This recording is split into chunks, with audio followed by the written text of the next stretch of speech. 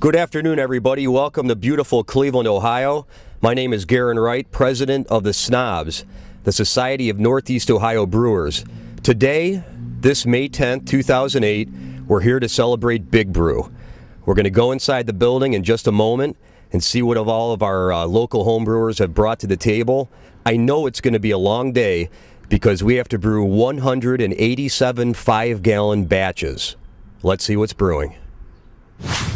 As you can see, the homebrewers are starting to filter in to the very building behind us.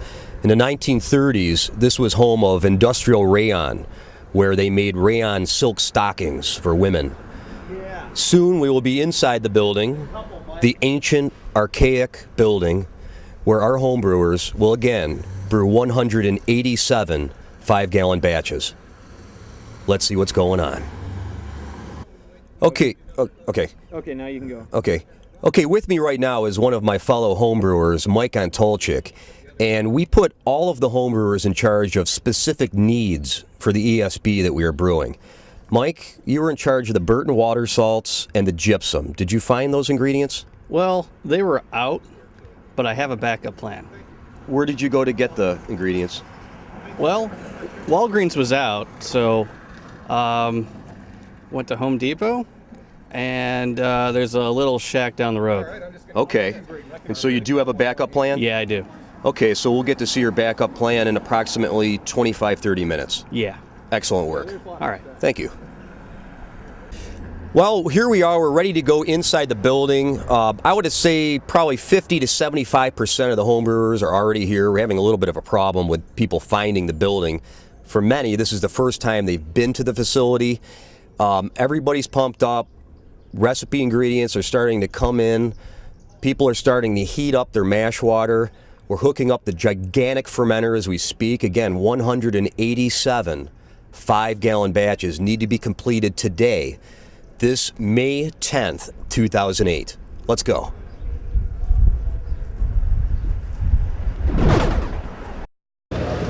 Okay, right now we're going to check in with some of the homebrewers. Now, each homebrewer was responsible for bringing a certain ingredient to brew this Big Brew. So, Stacy and Tracy were in charge of malt extract. Let's see what she brought.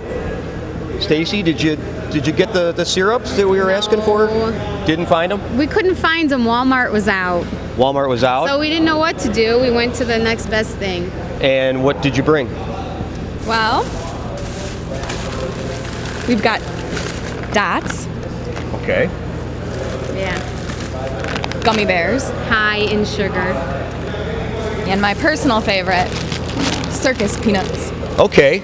All right, so there you go. So we couldn't quite find the malt syrup, but we do have alternative fermentable sugars that we're going to use today for Big Brew 2008. Nice work. Thanks. All right. Whatever you want. All right, let's go. All right, so what we're going to do is we're going to go around the brewery here and talk to some of the individuals that are doing their special brew for Big Brew. Tommy, what can you tell us about the brew? It's a 5-gallon batch. I mean, we're probably going about 7 gallons because we didn't really measure as precisely as we could. Right. But, you know, I don't know. You weighed the grains. What did we get on the poundage for grains there? We did 10 pounds for 5 gallons. We used 9 pounds of English Pale, a half a pound of Mutton 60, and a half a pound of Munich 2. There you go. You know, whatever. Munich 2, yeah. You know, it's all good, right? And then later on, we're going to come back around and add some Magnum and Fuggle hops.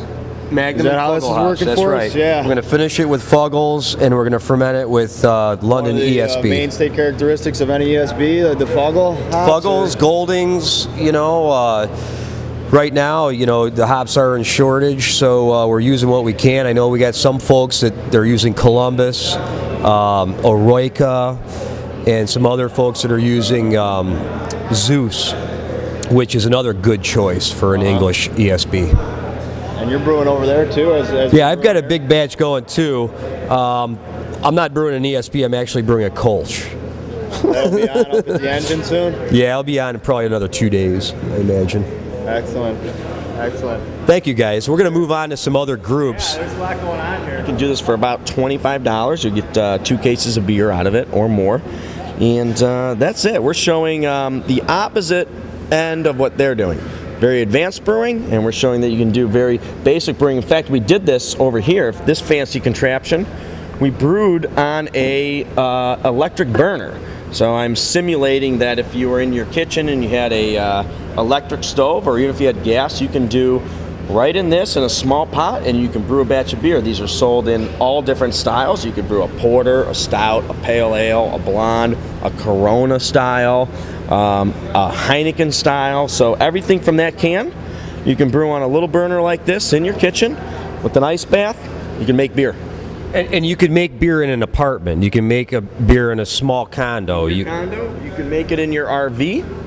Okay. You could make it out at a campground if you want to do that. You could do straight fire.